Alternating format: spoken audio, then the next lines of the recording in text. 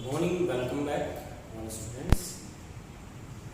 Today I will discuss about ecology, ecosystem और ecology. Third paper जो BSc के अंदर है, बीएससी जूलॉजी में, उसका जो तीसरा पेपर है उसके बारे में स्टडी करते हैं। एनवायरनमेंट या इकोलॉजी क्या है।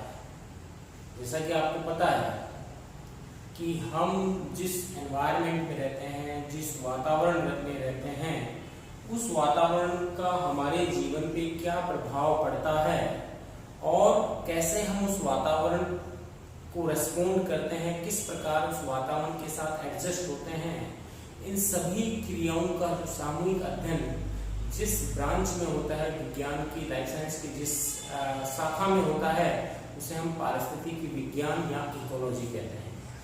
इकोलॉजी शब्द हालांकि ज्यादा पुराना नहीं है, लेकिन इसके बारे में भी कहा जाता है कि जो इकोसिस्टम विज्ञान है, ये चार्ल्स जो डार्विन है उनके बाद में इस साइंस का विकास हुआ है और जो अर्नेस्ट हैकल है उनको आधुनिक इकोलॉजी है उसका जो है फादर कहा जाता है, जन्मदाता कहा जाता है।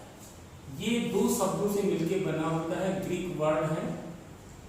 एक का मतलब है आइकस, जिसको इकोस कह सकते हैं, इसका मतलब होता है हाउस, और एक है लोगस, इसका मतलब होता है स्टडी, राइट। आइकस और लोगस से लॉजी, इसका मतलब है कि किसी जीव के आवास का अध्ययन, उसके हैबिटाट की स्टडी, उसके घर का अध्ययन, किस प्रकार के एनवायरनमेंट में रहता है, उसके एनवायरनमेंट से उसके क्या रिलेशनशिप है, उसकी संपूर्ण स्टडी हम इकोलॉजी के अंतर्गत कहते हैं। ये जो शब्द था ecology term was given bye ecology word given by रीटर। ये वर्ड दिया था रीटर नामक साइंटिस्ट ने, और इसकी जो पहली डेफिनेशन दी थी वो दी थी Ernest Haeckel. The definition was given by Ernest Haeckel, right. इसको मैं हैकल हिंदी में लिख देता हूं। क्या कहा था उन्होंने कहा था कि किसी जीव का, जंतु जो है उसका संपूर्ण कार्बनिक और अकार्बनिक वातावरण का जो आपसी संबंध है, ऑर्गेनिक एंड इनऑर्गेनिक जो उसका एनवायरनमेंट है, उसका आपसी संबंध है, उसका अध्ययन ही पारिस्थितिकी विज्ञान कहलाता है। तो ये मैं यूं लिख सकता हूं कि सभी जीवों का यानी सजीवों का उनके जैविक और अजैविक वातावरण, जैविक एवं अजैविक वातावरण मीन्स एनवायरनमेंट, उसका जो एटमॉस्फेयर है, वातावरण के पारस्परिक संबंधों का अध्ययन, के पारस्परिक म्यूचुअल रिलेशंस, संबंधों का अध्ययन इकोलॉजी कहलाता है, राइट। तो हम इसको शॉर्ट में इकोलॉजी लिख देते हैं, इकोलॉजी कहलाता है। ये बेसिकली डेफिनेशन भी हैकल जो फर्स्ट इसके इकोलॉजी विज्ञान के जन्मदाता माने जाते हैं। हालांकि उन्होंने जैविक और अजैविक की जगह कार्बनिक और अकार्बनिक एनवायरनमेंट वर्ड यूज किया था। इसके बाद में अलग अलग कई साइंटिस्ट थे जिन्होंने अलग अलग परिभाषाएं दी। अर्नेस्ट हैकल के बाद में चार्ल्स एल्टन हैं, उन्होंने चार्ल्स एल्टन ने कहा scientific study of nature is called ecology. प्रकृति का वैज्ञानिक अध्ययन ही इकोलॉजी है। साइंटिफिक स्टडी ऑफ नेचर, प्रकृति के साइंटिफिक स्टडी को उन्होंने इकोलॉजी वर्ड से नवाजा, सुशोभित कराया। इसके अलावा एक ओडम वैज्ञानिक है, उन्होंने भी एक अच्छी परिभाषा दी, प्रकृति की संरचना तथा उसका जो कार्य है वो ही, उसका अध्ययन ही क्या है, इकोलॉजी है। प्रकृति की संरचना तथा कार्य का अध्ययन, the study of structure and function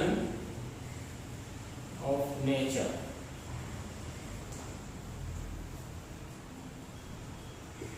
प्रकृति की संरचना एवं कार्य का अध्ययन जो है वो क्या कहलाता है, इकोलॉजी कहलाता है। तो इकोलॉजी के क्षेत्र में बहुत सी परिभाषाएं दी गई अलग अलग वैज्ञानिकों द्वारा। भारतीय वैज्ञानिकों ने भी जो है, जैसे आर.सी. मिश्रा हैं, उन्होंने परिभाषाएं दी हैं इसके बारे में। और अरस्तु से पहले भी ग्रीक दार्शनिक हैं, उन्होंने भी इकोलॉजी शब्द को अपने अपने शब्दों में डिफाइन किया है। तो कुल मिला के हम कह सकते हैं कि हमारे चारों जो एनवायरनमेंट है, जो कि जैविक है, अजैविक है, बायोटिक है, एबायोटिक है, उसका हमारे जीवन पे, जीवधारी के जीवन पे क्या प्रभाव पड़ता है, उसका जो स्टडी है वो ही इकोलॉजी कहलाता है। इकोलॉजी को हम बेसिकली, इसकी दो ब्रांचेज हैं मेनली, इसके स्टडी के पॉइंट ऑफ व्यू से इसको बोलते हैं ऑट इकोलॉजी, और एक कहलाती है सिन इकोलॉजी, राइट। ऑट इकोलॉजी को बोलते हैं स्व पारिस्थितिकी, स्व पारिस्थितिकी। इसका मतलब है कि यदि कोई इंडिविजुअल एनिमल, प्लांट स्पीसीज या कोई जीव, उसके वातावरण के साथ क्या संबंध है, किस प्रकार वो उस वातावरण में एडजस्ट करता है, रहता है, उसका अध्ययन स्व पारिस्थितिकी कहलाता है। यानी किसी इकाई जीवधारी या उसका जो समूह है, जैसे नीम का पेड़ है या मोर है, एक मोर या मोरों का समूह, पीकॉक्स जो फ्लॉक है, वो किस प्रकार एक एनवायरनमेंट में सस्टेन कर रहा है, वो यदि हम स्टडी करना चाहें उसे हम इकोलॉजी कहेंगे। किसी इकाई जीव का वातावरण के साथ संबंध, ये स्टडी जो है ये कहलाती है ऑट इकोलॉजी। सिन इकोलॉजी को हम कम्युनिटी इकोलॉजी भी कहते हैं, community ecology, right, COONUNI, community अर्थात समुदाय, सामुदायिक पारिस्थितिकी। इसका मतलब क्या हुआ? इसका मतलब है कि किसी एक विशिष्ट जगह पे पाए जाने वाले सभी प्रकार के जीवधारी, उनका वातावरण के साथ क्या संबंध है, किस प्रकार वो एक दूसरे के साथ इंटरेक्शन करते हैं, वो अध्ययन सिन इकोलॉजी या सामुदायिक पारिस्थितिकी कहलाती है। अर्थात समुदाय जिसके अंदर अनेक प्रकार की पॉपुलेशन हो सकती है, कम्युनिटी, अनेक प्रकार के जीवों के समूह हो सकते हैं। जैसे एक पर्टिकुलर जंगल है, उसमें पेड़ पौधे, ग्रासलैंड और जो उत्पादक हो गए, इसके अलावा जो कंज्यूमर हैं, जैसे जो हिरण हो गए और जो कार्निवोरस है, टाइगर हो गए, वो एक मिलकर के पूरा कम्युनिटी बनाता है। ग्रासलैंड कम्युनिटी है, फॉरेस्ट कम्युनिटी है, उसका जो अध्ययन है वो कहलाएगा सिन इकोलॉजी। तो ये मेनली दो ब्रांच हैं। हालांकि इसकी अनेक प्रकार की इकोलॉजी की ब्रांच है, वो स्टडी की गई, वो लेवल ऑफ ऑर्गेनाइजेशन के आधार पे हम उनको समझ सकते हैं। हमारे जो जीवधारियों का शरीर है और उससे जो समुदाय बनता है, पारिस्थितिकी का निर्माण होता है, तो वो किस प्रकार से अरेंज होता है उसको हम लेवल ऑफ ऑर्गेनाइजेशन के द्वारा समझ सकते हैं। जैसा कि हमें पता है कि धरती पे, पृथ्वी पे जीवन की शुरुआत किसी परमाणु के समूह के साथ होती है। तो सबसे पहले हम कह सकते हैं कि जो सबसे सूक्ष्मतम इकाई है वो है नाभिक। नाभिक के अंदर भी हम देखते हैं कि जो गॉड पार्टिकल, जिसको हम कह सकते हैं बोसॉन पार्टिकल, और उसके बाद में उससे बनता है परमाणु यानी एटम, और एटम के बाद में एटम से बनते हैं मॉलिक्यूल यानी अणु, और मॉलिक्यूल से बनते हैं कंपाउंड यानी यौगिक, और यौगिक से फिर हम प्रोटोप्लाज्म यानी जीव द्रव्य का निर्माण होता है। जीवन की शुरुआत हो जाती है, जीव द्रव्य के ऊपर मेम्ब्रेन आ जाती है, तो वो एक प्रकार की विशिष्ट कोशिकाएं बना लेती हैं, उनको सेल या कोशिका कहेंगे। और कोशिका से ऊतक बनता है, ऊतक से क्या बनता है, अंग बनता है, ऑर्गन सिस्टम, अंग तंत्र का विकास होता है, और अंग तंत्र से, ऑर्गन सिस्टम से बेसिकली किसी इंडिविजुअल जीवधारी वो बनता है। कोई भी जीव, उस जीव का समूह है, उसको हम पॉपुलेशन कहेंगे, यानी वो हम उसको समष्टि कहेंगे। पॉपुलेशन एक ही जीव के एक ही प्रकार की स्पीशीज के सदस्य क्या कहलाते हैं, समष्टि कहलाते हैं, राइट। फिर समष्टि से समुदाय बनता है, कम्युनिटी डेवलप होती है, अलग अलग प्रकार की कम्युनिटी होती है जिसमें अनेक प्रकार की पॉपुलेशन हो सकती है। उससे एक इकोसिस्टम डेवलप होता है जिसको हम पारिस्थितिकी तंत्र कहते हैं या पारितंत्र कहते हैं। और इकोसिस्टम से बहुत सारे इकोसिस्टम, अलग अलग इकोसिस्टम आपस में मिलकर के वो बायोस्फीयर का निर्माण करते हैं, जैव मंडल का निर्माण करते हैं, बायोस्फीयर का निर्माण करते हैं। ये जो लेवल ऑफ ऑर्गेनाइजेशन है, इन हर लेवल पे हम उस जीव का, उसके एनवायरनमेंट, उसके वातावरण के साथ जो अध्ययन करते हैं वो इकोलॉजी कहलाती है। यानी हम कह सकते हैं इंडिविजुअल लेवल पे भी इकोलॉजी का स्टडी किया जाता है, ऑर्गन, टिश्यू, सेल लेवल पे भी, यानी जो इंडिविजुअल जो एक कोशी के जीव हैं उनका उनके वातावरण के एक साथ क्या संबंध है, तो वो सेलुलर लेवल पे भी हम उसकी बात कर सकते हैं। तो इस प्रकार अलग अलग प्रकार के लेवल पे हम जीवों का उसके वातावरण के साथ जो उसका रिलेशनशिप है, जो एनर्जी और मैटर का इनफ्लो आउटफ्लो है, किस प्रकार एनर्जी अंदर आती है, किस प्रकार से एक जीव से दूसरे जीव में ट्रांसफर होती है, किस प्रकार जो भोजन है वो श्रृंखलाएं बनती हैं, पारिस्थितिकी तंत्र का निर्माण होता है जिसमें अलग अलग प्रकार के क्या होते हैं, जीवधारी होते हैं, वो सब इकोलॉजी का पार्ट होता है। उसकी अनेक प्रकार की ब्रांचेज हैं इकोलॉजी की, जैसा कि हम जानते हैं एनिमल साइंस के अंदर एनिमल इकोलॉजी, जिसके अंदर ह्यूमन इकोलॉजी है, मेमेलियन इकोलॉजी है। यदि हम बात करें मेमल्स के बारे में तो मेमेलियन इकोलॉजी है। बर्ड्स के बारे में बात करें, बर्ड्स का उनके एनवायरनमेंट के साथ एवियन इकोलॉजी है। हर्पेटोफोना के बारे में रेप्टिलियन इकोलॉजी है। तो अलग अलग प्रकार के इकोलॉजी है, राइट। हैबिटाट के आधार पर हम बात करें, आवास के आधार पे, तो टेरेस्ट्रियल इकोलॉजी होगी, स्थलीय पारिस्थितिकी होगी जिसके अंदर अलग प्रकार के ग्रासलैंड हो गए, फॉरेस्ट हो गया, डेजर्ट हो गया, है ना, मरुस्थलीय इकोलॉजी हो गई, माउंटेन इकोलॉजी हो गई।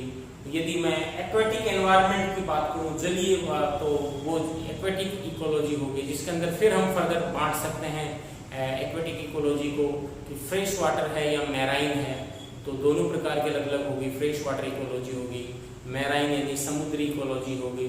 फ्रेश वाटर को फिर फर्दर दो भागों में बांट सकते हैं, लैंटिक इकोलॉजी, लोटिक इकोलॉजी, मतलब बहता हुआ पानी है, स्थिर है, तालाब है, पोंड है, जलाशय है, राइट, तो वो होता है लैंटिक। और जो है जैसे रनिंग है, लोटिक, नदियां हैं, झरना है, उसमें पाए जाने वाले जीवों का क्या प्रभाव पड़ रहा है एनवायरनमेंट के साथ उस पानी।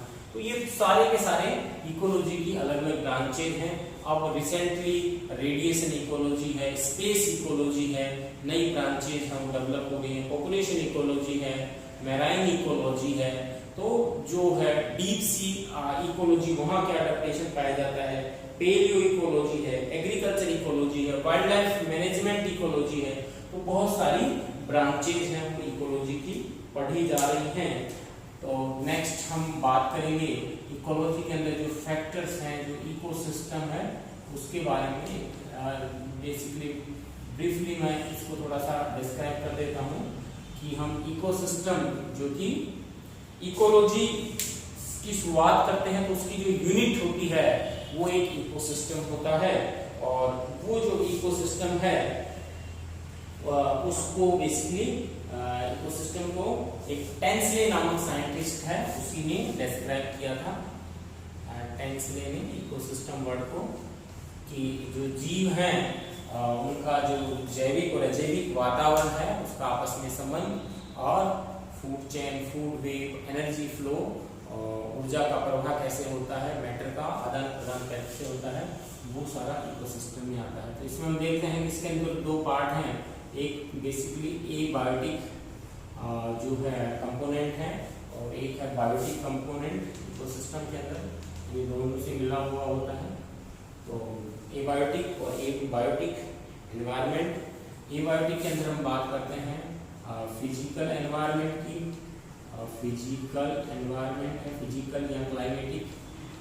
क्लाइमेट कैसा है, जैसे मैं बात करूँ टेम्परेचर है, तापमान है, प्रेशर है, विस्कोसिटी है, आर्द्रता है, ह्यूमिडिटी है, सूर्य का प्रकाश है, मिट्टी है, ये सारे के सारे बेसिकली फिजिकल में आएंगे। इसके अलावा इनऑर्गेनिक हो गया, ऑर्गेनिक एनवायरनमेंट हो गया। इनऑर्गेनिक में सारे के सारे एलिमेंट्स, मैक्रो और माइक्रो न्यूट्रिएंट्स हैं, कि वहाँ पे जीवधारी को कितना कोई तत्व मिलता है, metallic, non metallic. Inorganic environment हो गया। ऑर्गेनिक एनवायरनमेंट की बात कर सकते हैं। ऑर्गेनिक एनवायरनमेंट, कार्बनिक पदार्थ कितना है उस पर्टिकुलर क्षेत्र में, वो सारा का सारा। इसी प्रकार बायोटिक के अंदर हम बात करते हैं इन चीजों की, कि वहाँ पे प्रोड्यूसर क्या है, उत्पादक क्या है, एनर्जी की शुरुआत जो खाद्य श्रृंखला का पार्ट होता है। फिर कंज्यूमर कौन है, प्राइमरी कंज्यूमर, सेकेंडरी कंज्यूमर, उपभोक्ता कौन है। और तीसरा है अपघटक, डिकम्पोजर, डिकम्पोजर कौन है, विघटक जिसको हम कहते हैं, वो उस एनवायरनमेंट में कौन कौन है जो कि खाद्य श्रृंखला को क्लोज करेंगे। और आपस में इनका रिलेशनशिप क्या है, inter and intra species relationship. ये सारा का सारा बायोटिक एनवायरनमेंट में हम लोग पढ़ते हैं इकोसिस्टम के अंतर्गत। तो आज के लिए इतना ही। नेक्स्ट टॉपिक में हम बात करेंगे बायोटिक एनवायरनमेंट और एबायोटिक एनवायरनमेंट। आज के लिए इतना ही। Thank you very much.